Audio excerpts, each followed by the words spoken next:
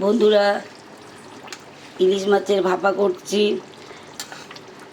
এর মধ্যে ইলিশ মাছগুলো আমি আগে নুন আর হলুদ দিয়ে মাখিয়ে রেখেছিলাম। তারপরে সর্ষে বাটা, কাঁচা লঙ্কা বাটা আর জিরের গুঁড়ো দিয়ে মাখিয়েছি। তারপর টমেটো কুচি দিয়ে দিয়েছি। সেগুলোকে ভালো করে মাখিয়ে নিয়ে সর্ষের তেল দিয়েছি, দিয়ে জল দিয়েছি, জল দিয়ে ঢেকে রেখেছিলাম। দিয়ে ভাপা প্রায় হয়ে এসছে। তার উপর দিয়ে কাঁচা লঙ্কা, গোটা কাঁচা লঙ্কা আর ধনেপাতা কুচি ছড়িয়ে দিয়েছি।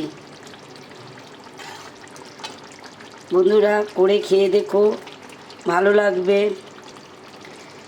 আমাকে কমেন্ট করো দেখতে কেমন লাগছে।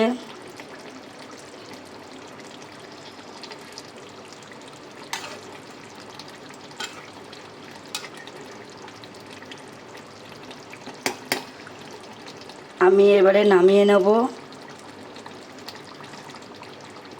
নমস্কার।